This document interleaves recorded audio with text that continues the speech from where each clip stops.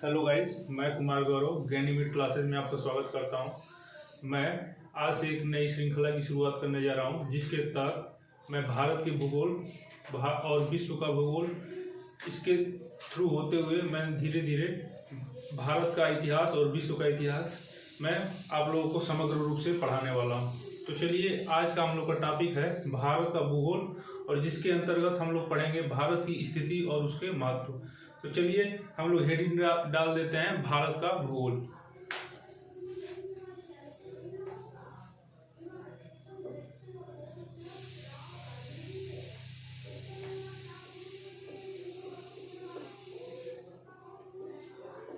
भारत के भूगोल के अंतर्गत जो हम लोग का पहला टॉपिक है वो है भारत की स्थिति और उसका विस्तार।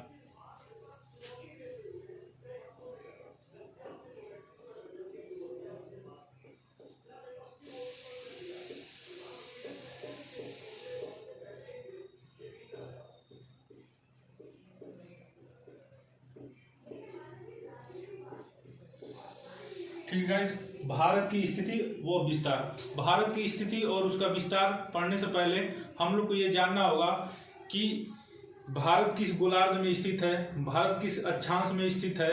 तो ये सब जानने से पहले हम लोग को पढ़ना होगा अक्षांश व देशांतर रेखाएं। तो चलिए हम लोग सीधे पढ़ते हैं क्या होता है अक्षांश और क्या होता है देशांतर रेखाएं। ठीक है गाइस, तो पहला टॉपिक लिखिएगा आप लोग, अक्षांश रेखाएं।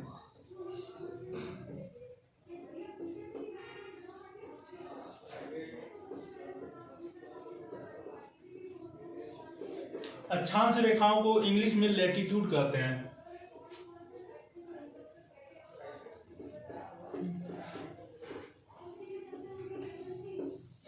देखिए, अक्षांश रेखाओं को पढ़ने से पहले सबसे पहले हम लोग को ग्लोब पे चलना पड़ेगा और सीखना पड़ेगा कि भारत की स्थिति और उसकी जो इम्पोर्टेंस है वो विश्व के धरातल पर क्या महत्व रखता है। ठीक है गाइस, चलिए सबसे पहले हम लोग समझते हैं ग्लोब के बारे में।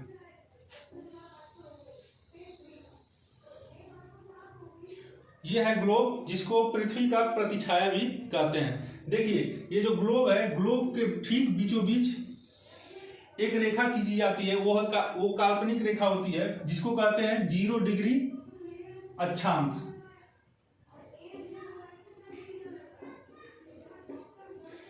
ग्लोब पर जो ठीक उसके बीचों बीच से होते हुए जाती है, जो ग्लोब को 2 बराबर भागों में डिवाइड करती है, उसको कहते हैं 0 डिग्री अक्षांश। उसी को कहते हैं भूमध्य रेखा। भूमध्य रेखा उसी को कहते हैं विषुवत रेखा।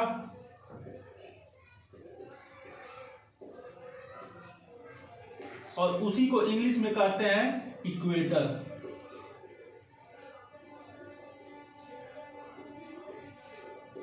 ठीक है गाइस, तो ऐसी काल्पनिक रेखा जो ग्लोब को 2 बराबर भागों में डिवाइड करती है, उसको हम लोग क्या करते हैं 0 डिग्री अक्षांश, भूमध्य रेखा, विषुवत रेखा या इक्वेटर। ठीक है गाइस, अब चलिए हम लोग पढ़ते हैं अक्षांश रेखाएं होती क्या है। तो देखिए, जो भूमध्य रेखा के जो पैरेलल रेखाएं खींची जाती हैं, जो भूमध्य रेखा के समांतर रेखाएं खींची जाती हैं, उनको हम लोग अक्षांश रेखाएं कहते हैं। और वो अक्षांश रेखाएं उत्तर से, ये उत्तर वाली अक्षांश रेखा हो गई और ये हो गई दक्षिण वाली अक्षांश रेखा। तो भूमध्य रेखा के समांतर खींची गई वे काल्पनिक रेखाएं जो उत्तर से दक्षिण की कोणात्मक दूरी प्रदर्शित करती हैं, उनको कहते हैं अक्षांश रेखाएं। ठीक है गाइस, तो उत्तर से देखिए, ये हो गया हम लोग का 0 डिग्री अक्षांश रेखा, जिसको हम लोग क्या कहते हैं भूमध्य रेखा, विषुवत रेखा या इक्वेटर, इंग्लिश में इक्वेटर कहते हैं। और भूमध्य रेखा के समांतर खींची गई वे काल्पनिक रेखाएं जो उत्तर से दक्षिण की कोणात्मक दूरी प्रदर्शित करती हैं, उनको हम लोग क्या कहते हैं अक्षांश रेखाएं। ठीक है गाइस, ये तो क्लियर हो गया होगा कि जो भूमध्य रेखा के समांतर जो रेखाएं खींची गई हैं, उनको क्या कहते हैं अक्षांश रेखाएं। चलिए अब हम कुछ इसके बारे में डिस्कशन करते हैं। देखिए, जो हम लोग की अक्षांश रेखाएं होती हैं, पहली बात इनकी संख्या हम लोग देख लेते हैं। ठीक है गाइस, तो जो अक्षांश रेखाओं की जो संख्या है, ये हो गया 0 डिग्री अक्षांश रेखा। और ऐसे ही 90 ऊपर और 90 नीचे, यानी अगर सबसे ऊपर आप लोग जाएंगे तो 90 डिग्री नॉर्थ यानी उत्तरी अक्षांश, और अगर नीचे आएंगे तो 90 डिग्री दक्षिणी अक्षांश। ठीक है गाइस, तो एक हो गई 0 डिग्री। अगर मैं इसका काउंटिंग करना चाहता हूं तो एक 0 डिग्री हो गई, एक यहां पे हो गया। 90 ऊपर की ओर अक्षांश रेखाएं हो गई, जो उत्तरी अक्षांश रेखाएं कितनी है 90, और 90 दक्षिण की ओर अक्षांश रेखाएं हो गई। लेकिन इसमें क्या होता है, जो उत्तरी ध्रुव है और जो दक्षिणी ध्रुव है, ये जो ऊपर का पार्ट है इसको ध्रुव कहते हैं, या इंग्लिश में पोल कहते हैं। इसको नॉर्थ पोल, इसको साउथ पोल, हिंदी में इसको उत्तरी ध्रुव और दक्षिणी ध्रुव। ठीक है गाइस, तो इसको एक बिंदु मान लिया जाता है, जिसके कारण से इसमें से 2 रेखाएं घटा दी जाती हैं। ठीक है, मतलब ये बिंदु हो जाता है, इसके कारण ये रेखा नहीं रह जाता है, तो इसके कारण इसको टोटल नंबर ऑफ अक्षांश रेखाओं में से घटा दिया जाता है। तो यहाँ कितनी बचेंगी हम लोग की अक्षांश रेखाएं, 189। अगर आपसे पूछ ले कि कुल कितनी अक्षांश रेखाएं हैं तो कितनी हो जाएंगी, 179। ठीक है गाइस, देखिए और मैं आप लोगों को बता देता हूं कि अक्षांश रेखाओं का महत्व क्या है। देखिए, जो अक्षांश रेखाएं होती हैं वो किसी भी जगह की दूरी बताने में कारगर सिद्ध होती हैं। ठीक है गाइस, और इसकी विशेषता क्या होती है मैं बताता हूं आपको। देखिए, ये जो अक्षांश रेखाएं हैं, जैसे जैसे हम उत्तर की ओर बढ़ते जाएंगे, तो क्या होता जाता है, टेम्परेचर यानी तापमान क्या होता जाता है, कम होता जाता है। और जैसे जैसे हम लोग उत्तर की ओर बढ़ते जाते हैं तो क्या होता है, दिन और रात की अवधि में अंतर आने लगता है। दिन व रात की अवधि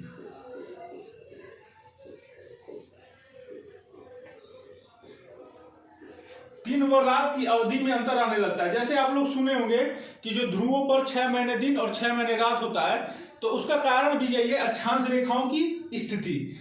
ठीक है, यहां पर 0 डिग्री अक्षांश पर 12 घंटे दिन और 12 घंटे रात होती है, लेकिन ध्रुवों पर क्या होता है, 6 महीने दिन और 6 महीने की रात होती है। ठीक है गाइस, और क्या होता है, जैसे जैसे हम लोग अक्षांश मतलब उत्तर की ओर बढ़ते जाएंगे, उत्तरी अक्षांश या दक्षिणी अक्षांश की ओर बढ़ते जाएंगे, तो क्या होता है, जैव विविधता में अंतर आने लगता है। जैसे हम लोग पाते हैं कि भूमध्य रेखा पर सर्वाधिक जैव विविधता पाई जाती है। ठीक है गाइस, और जो ध्रुवों का क्षेत्र है उसको निर्जन स्थान कहते हैं, वहां पर कोई भी जैव विविधता ज्यादा पाई नहीं जाती है। ठीक है गाइस, तो यहां पर जो इक्वेटर है, जो भूमध्य रेखा है, यहां पर सर्वाधिक जैव विविधता पाई जाती है,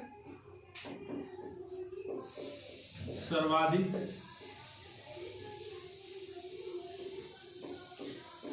जैव विविधता, और ध्रुवों पर न्यूनतम जैव विविधता पाई जाती है। ठीक है गाइस, तो ये हो गया हमारे अक्षांश का महत्व। चलिए अब हम लोग सीधे चलते हैं देशांतर रेखाओं के बारे में और समझते हैं क्या है अपनी देशांतर रेखाएं।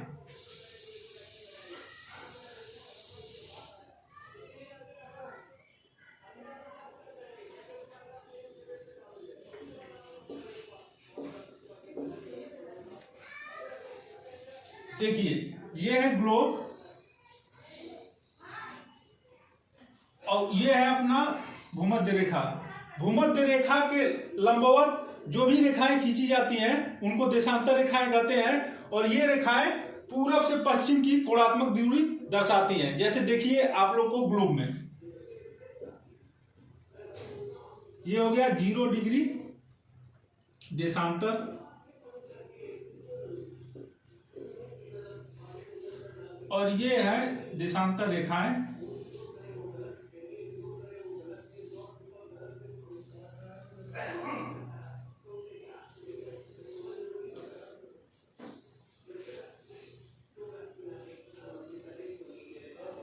तो तो देखिए ये जो देशांतर रेखाएं होती हैं वो उत्तरी ध्रुव, यहां पे होता है उत्तरी ध्रुव,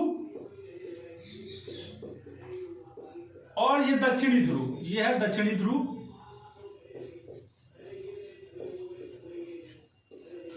तो उत्तरी ध्रुव और दक्षिणी ध्रुव को मिलाने वाली वे काल्पनिक रेखाएं जो भूमध्य रेखा, ये जो भूमध्य रेखा है इसके लंबवत होती हैं और वे पूर्व से पश्चिम की कोणात्मक दूरी दर्शाती हैं, उनको क्या कहते हैं? देशांतर रेखाएं। देखिए मोटा मोटी अगर आपको समझना है तो देशांतर रेखाएं क्या होती हैं? जो उत्तरी ध्रुव और दक्षिणी ध्रुव को मिलाती हैं और भूमध्य रेखा के लंबवत होती हैं। ये जो भूमध्य रेखा है इसके लंबवत होती हैं, ठीक है गाइस। और इनका महत्व क्या है? कहीं भी किसी भी जगह अगर आपको समय निकालना होता है तो हम लोग भूमध्य रेखाओं के सहायता से समय का निर्धारण करते हैं, ठीक है गाइस। तो चलिए पहले ये देखते हैं कि कितनी देशांतर रेखाएं अवस्थित हैं, ठीक है। देखिए ये होता है 0 डिग्री देशांतर, और 0 डिग्री देशांतर को ही प्रध्यान मध्याह्न रेखा या यमोत्तर रेखा कहते हैं, ठीक है।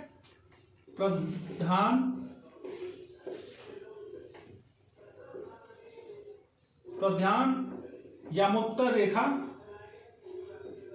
प्रध्यान मध्याह्न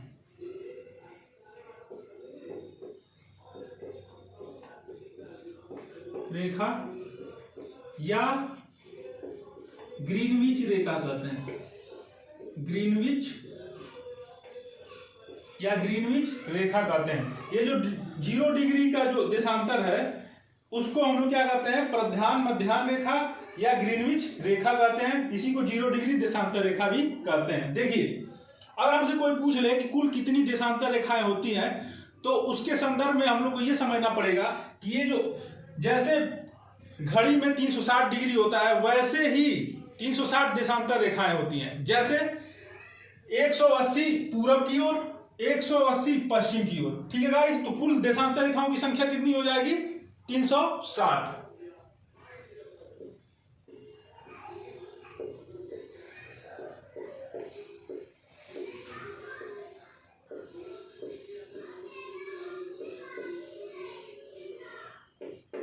चलिए अब तक आप लोगों ने यह समझा होगा कि क्या होती है अक्षांश रेखाएं और क्या होती है देशांतर रेखाएं। अब हम लोग इसके द्वारा यानी अक्षांश और देशांतर रेखाओं के द्वारा हम लोग ये समझते हैं कि भारत की स्थिति और उसका विस्तार विश्व में कहां पर है, ठीक है गाइस।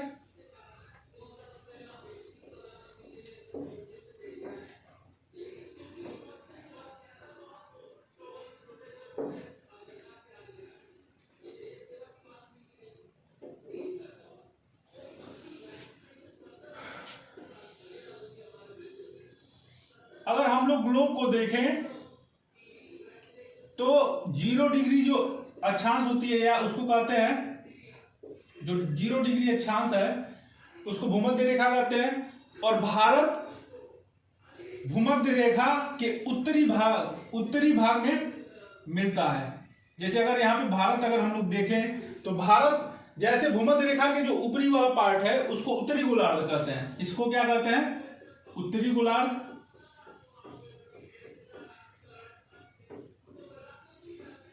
और इसको क्या कहते हैं? दक्षिणी गोलार्ध।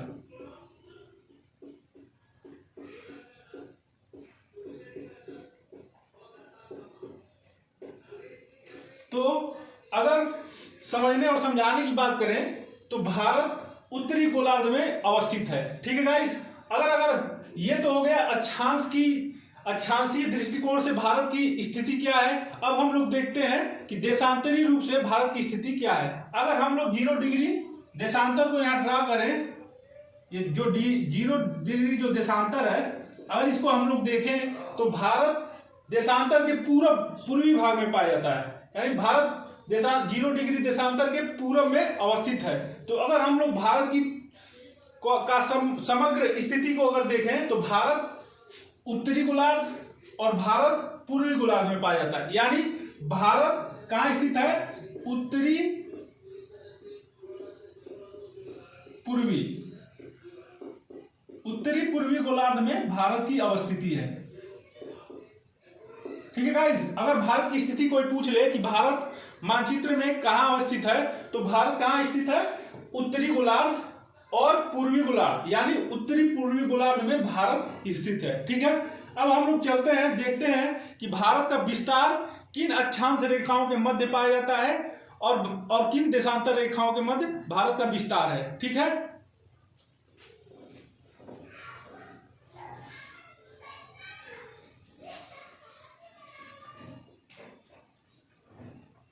देखिए जो भारत का विस्तार है वो उत्तर और दक्षिण, हो सकता है कि ये दक्षिण वाला बिंदु आपको न दिख रहा हो, तो मैं आपको यहां पे बना देता हूं दक्षिण, ये लेकिन ये नीचे ही होगा।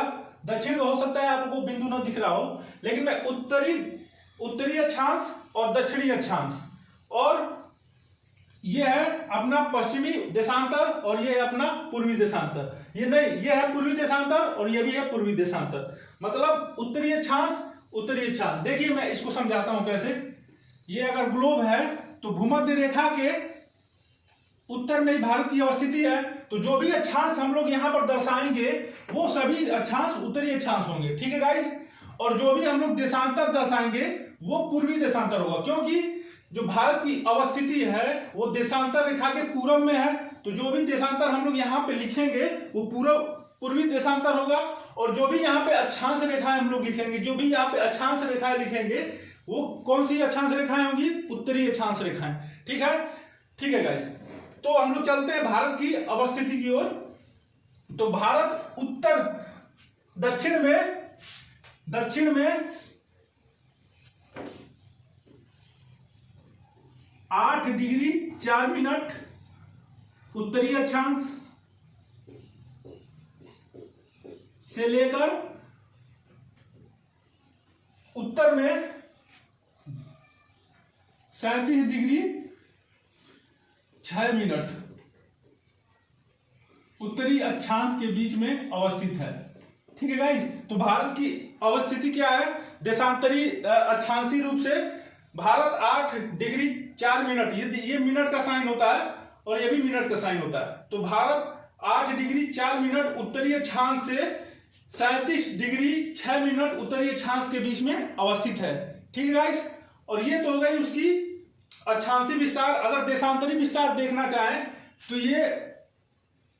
ये जो देशांतर है ये है 67.8, यानी दशमलव मत कहिए इसको, 67 डिग्री 8 मिनट पूर्वी देशांतर, पूर्वी देशांतर। और इसका जो पूर्वी भारत का जो पूर्वी भाग है, इसकी जो देशांतरी विस्तार हो जाएगी वो हो जाएगी 97 डिग्री 25 मिनट पूर्वी देशांतर।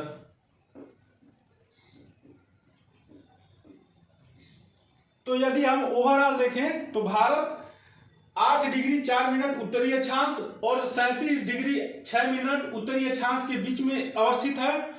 अगर पूर्व से पश्चिम की ओर देखें तो भारत 67 डिग्री 8 मिनट पूर्वी देशांतर और 97 डिग्री 5 मिनट पूर्वी देशांतर के बीच में अवस्थित है। ठीक है गाइस, तो चलिए हम लोग समझते हैं कि भारत का जो अक्षांशीय दूरी है वो कितना है और देशांतरी दूरी कुल कितनी है। ठीक है गाइस, तो अगर हम लोग भारत की अक्षांशीय दूरी की बात करें तो भारत की कुल अक्षांशीय दूरी हो जाती है, अगर ये दूरी हम लोग ले लें तो ये दूरी कुल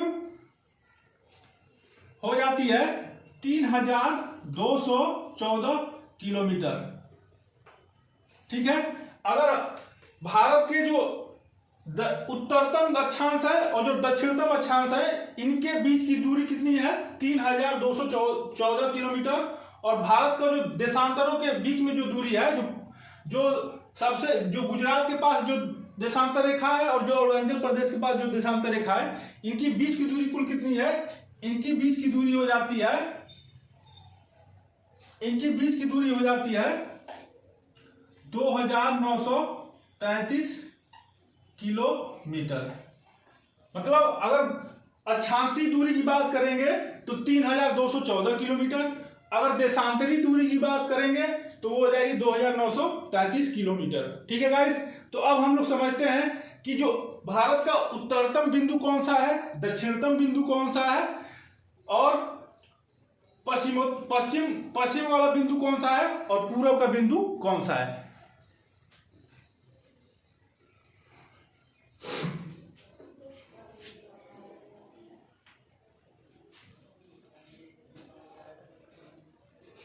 देखिए, ये जो भारत का दक्षिणतम बिंदु है इसको कहते हैं कन्याकुमारी। कन्याकुमारी,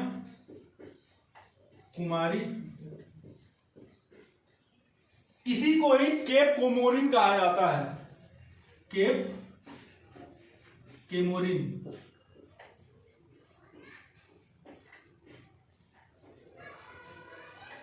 और जो भारत का उत्तरतम, जो भारत के मुख्य भूमि का जो उत्तरतम बिंदु है उसको कहते हैं इंदिरा कोल।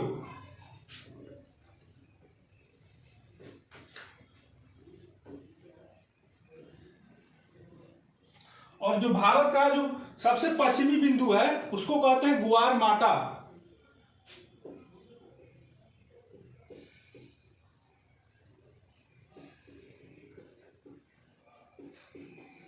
और जो भारत का सबसे पूर्वी बिंदु है उसको कहते हैं किबिथु।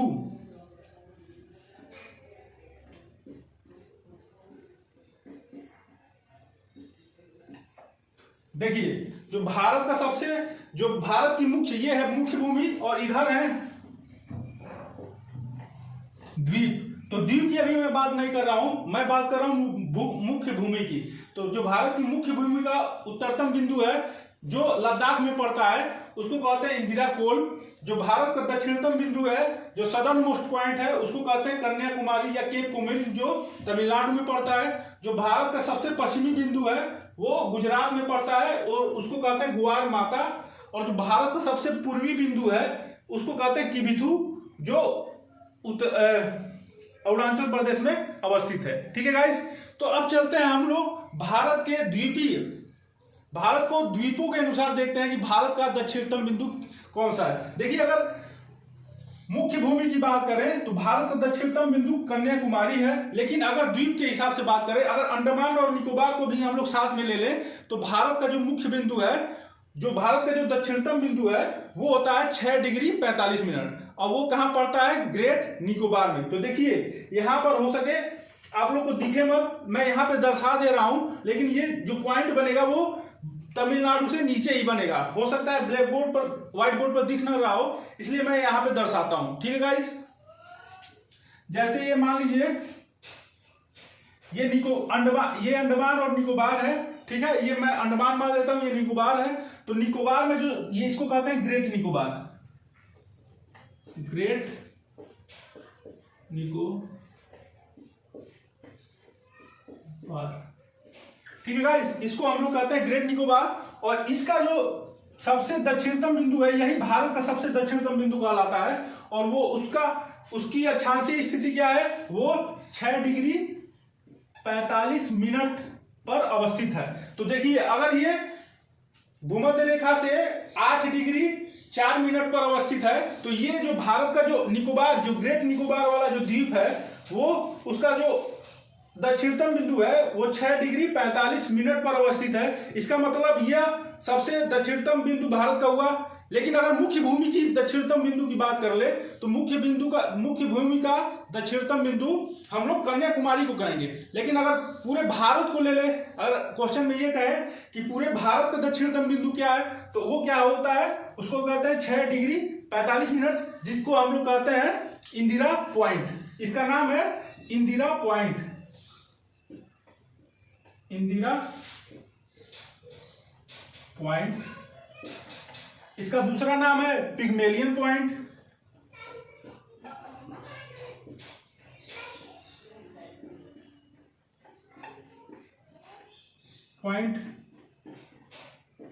और इसका तीसरा नाम है पार्सन पॉइंट।